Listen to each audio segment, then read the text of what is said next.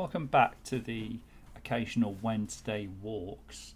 And today we're back in Wales visiting a series of Welsh castles that will be on Saturday Histories in coming weeks, including Caerphilly.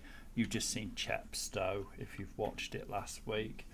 And today we're in Rhossili. It's a beautiful bay on the coast of the Gower Peninsula. And as you can see, there's a busy car park here. Behind us is a small village, and off to the side is a spectacular beach. It's long, it's wide, it's very shallow, so the sea goes in and out quite quickly. But beautiful sands with hills in the background and a single farmhouse standing quite starkly against them.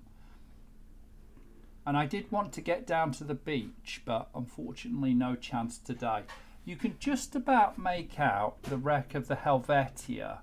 It's just between that hump on the cliff in front of me. That black mark is the Helvetia. It was a Norwegian bark, which just means a three-masted ship. And she was travelling from Campbellton in Canada to Swansea when she was wrecked on the 31st of October 1887 while they were waiting for a pilot from Mumble's Head.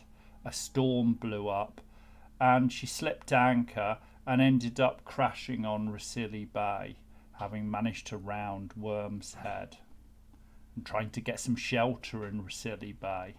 As you can see, it's low tide here, but at high tide you can still see the tide mark where the tide really does rise quite a long way along the beach. But today we're heading to Worm's Head, which you can see in the distance there. It's a beautiful series of rocky outcrops just off the coast, which rise at the end almost like a worm coming out of the sea. We didn't get as far as that, I'm going to tell you. It's not the most difficult walk, but it does present challenges further on. But as far as we got, you see a series of seals. There's a seal colony. So it's well worth the trip. And even if you're not an experienced hiker, it is possible. I was walking with people who've never hiked in their life. And it's possible. I would say further on, a little bit more experience would help. Now down at the far end of the bay here, you can just make out what looks like an island. It is joined by a causeway for a few hours a day. It's called Bury Holmes. It's actually in Welsh, it's Ynys Llanhwal, which I'm sure I'm murdering. But it's linked closely to Saint Syned, who is said to have lived there as a hermit. Back in the Mesolithic, the sea 9,000 years ago, the sea was actually 12 miles away, and this was all inland. So there is actually quite a lot of prehistoric remains out on that island and along this stretch of coast. Saint Syned himself, there is a lot of history around him, but it seems that it was all written a very long time after. So we don't really know a huge amount about Saint Syned. It's said that he was the incestuous son of the king, a Breton prince called King Dihok, and as a result, when he was crippled as a child, they placed him in a cradle made of osiers and cast him into an estuary, and he eventually landed on the Worm's Head, and seagulls and angels ensured that he survived and was educated as a Christian. Now his actual history is very hard to trace. It's definitely from before the 540s. Because in 545 St. David was travelling by and actually cured him of being crippled.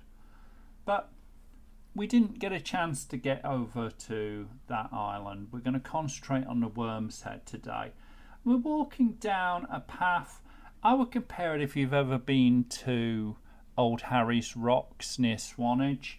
The path along the hilltops here is very similar. It's a rolling, simple, easy walk along to the top of the cliffs.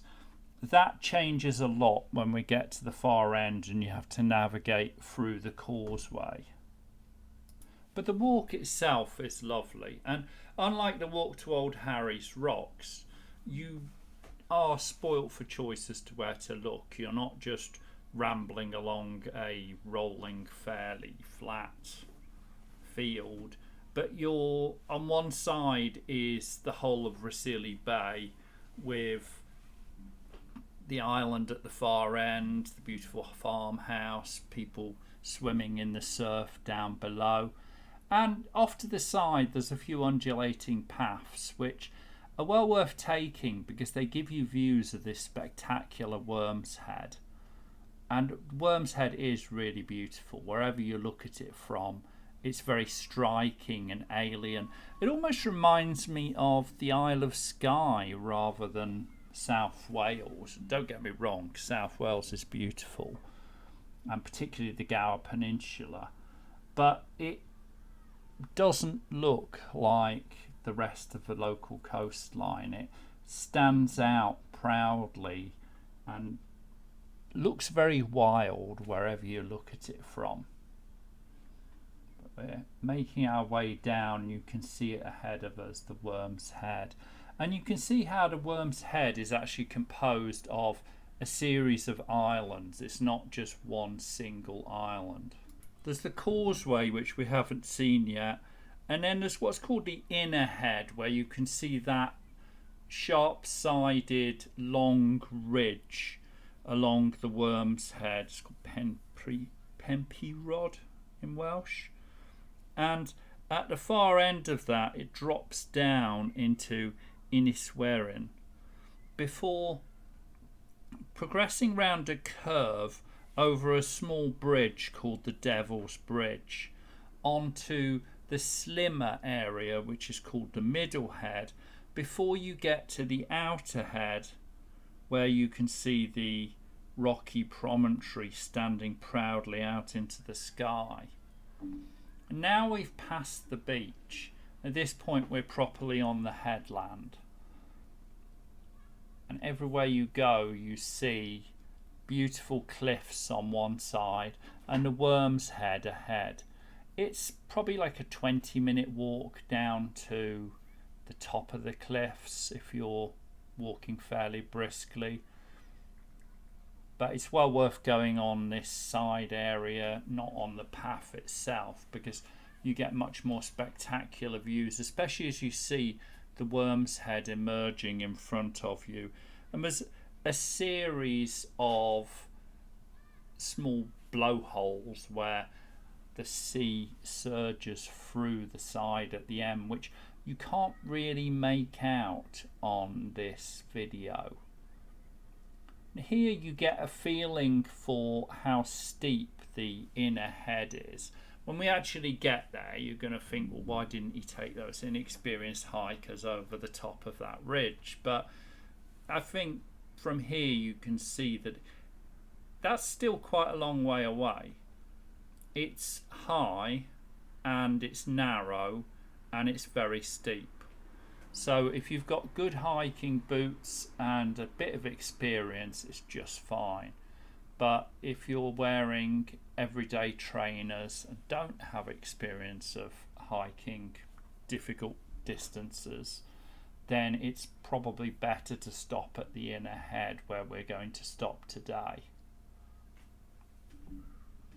We've skipped a little section in the middle because there's no point in showing you every inch of the route.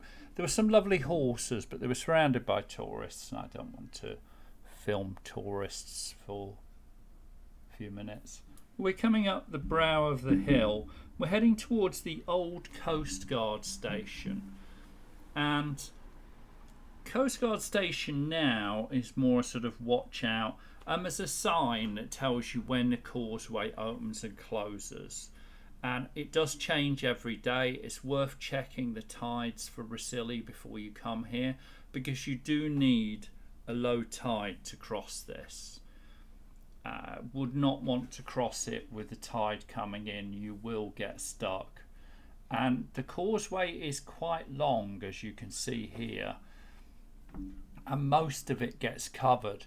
You have to cover this morass field ahead of you before you turn and head to the right, and it can be quite hard to navigate what's the easiest route to keep your shoes dry.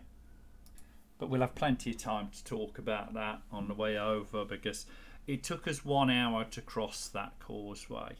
I would say it only took us 30 minutes to come back, so that gives you an idea of the difference between choosing the right route and choosing what you think is going to be the right route. It's actually best to go to the right at the bottom of the steps, then across the flatter area, and then work your way around onto the causeway. So kind of keeping within 20 foot of the sea gave a much easier path to get across the causeway. But now we've hit the brow of the hill and we're heading down towards the cliff, and the causeway is totally hidden from sight. There's the old Coast Guard station. I'm afraid no cups of tea or ice cream here today, so if you want to get any food before you set off, you should definitely get it either before you come to Rhossili or when you reach the car park. There is the Worm's Head ahead of you. It's rather impressive, and this staircase, it's not too steep and it's quite well surfaced. If this staircase worries you, then turn back now, because this is quite the easy bit. But it's beautiful, and hopefully you can see what I mean. That reminds me of the Isle of Skye almost, with the steep green cliffs. Much more than South Wales. Beautiful as it is, that's not really the picture I think of with South Wales. I think much more of rocky cliffs and windy roads and beautiful fields, trees, and a mixture of sandy and stone beaches which shelve off in quite a shallow fashion, so they're quite easy to swim. Almost could do with a bit more angle to the seabed. But you go down this pathway, steps turn into a pathway. At the end of that pathway you have a bit of a scramble to drop about 10 foot down to the rocks themselves. It's very beautiful. Hopefully you get a feel from this video of how easy it is to get down, but also what challenges. I did read a review when I was skimming before I went that said that it's a lovely walk for persons of all abilities, including wheelchair users. Well, yes, but I would say to the Coast Guard station, I don't know if I'd want to bring a wheelchair down here. I think you need to be very clear that at this point you do need to have proper shoes. You shouldn't be wearing flip-flops or, you know, treating this as a stroll around a lake. This is fairly strenuous and a lot of fun. It's a lot of fun working your way through this causeway. The causeway really is a complicated, ever-changing mess of stones in different directions, and it's about 700 meters long, but really it's a series of rocks, rocky reefs and small rock pools. And I saw a review that says it takes 10 to 20 minutes to cross. Well, I saw someone cross it in 10 minutes, but they were clearly a long distance runner who was used to doing ultras and were actually in the middle of a run when they came here. I would suggest allowing an hour. I mean, you can easily do it in less than an hour, but you're going to be stopping and enjoying the view and maybe catching your breath, because each of these rocks is at a different angle with different seams. You can follow a wrong path. The water rises and falls, completely changing this landscape. So even here at the lowest tide, there are rock pools 4 foot off the average floor. So yeah, it's not 10 to 20 minutes. I seriously question the logic of that. There are entire rivers through the middle formed by the rising water or the falling water, leaving pools in the middle, and you can end up finding that some of the stones aren't completely sturdy. So if we look down here, you can see it's very strong sedimentary rock, but it's also covered in small shellfish. And some of the stones, even on the camera, you can make out some of the stones are dropped on it, but some are a little bit loose and wobbly. And you do want to be careful here. It's not like you can get out easily if you injure yourself. If you've been to Mumbles and managed to walk out to the lighthouse, it is comparable to that walk, but it is substantially further. And each step means you're choosing where to step. If you see these black areas on the rock, that's not actually rock, that is small shells, and the rocks are completely covered in those shells. It's very striking. It's almost a moon-like landscape, very wild and rugged and worn by the wind and the sea over millennia, because this is sedimented seabed which has been compressed into layers and then has been upthrust. Now this is what I meant by go to the right when you come on. There's what is effectively a rocky beach, and you can cross that quite easily.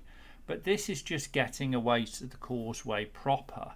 So you do need a little bit of time and savour it and enjoy it. It's a pleasure to walk across this. And you can see small fish, live shellfish, urchins, creatures living in those pools waiting for the sea to return. All the way ahead of you is the worm's head, rising into the sky, drawing you towards it, wondering how far along that worm's head you're going to get.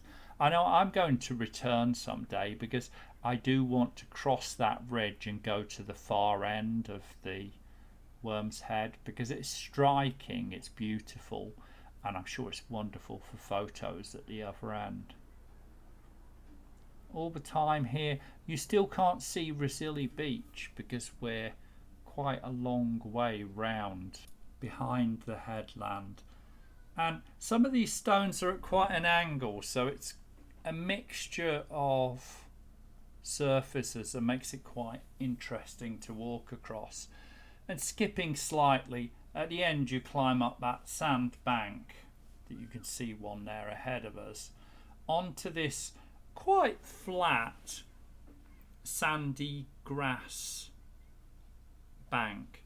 And looking back there you can see the headland that we walked along. There's the Coast Guard's house at the end, and there's the causeway that we made our way across. At the far end of the bay you can see the island with the hermitage, and down below I really couldn't capture on my video camera, it didn't want to focus very much. You could just about make out the seal there at the bottom, but bobbing up and down. Here is a little clearer.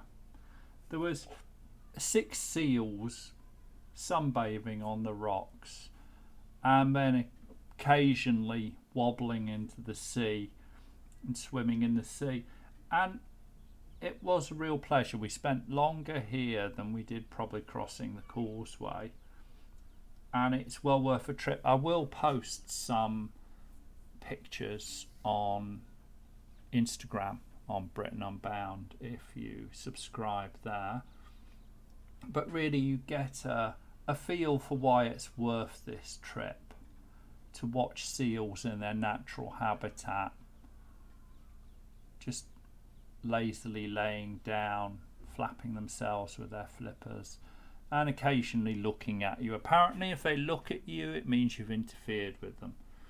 But you can see it's a beautiful spot, and I hope you enjoyed our visit to Rhossili. And please do like and subscribe, and why don't you go to Rhossili yourself? It's beautiful.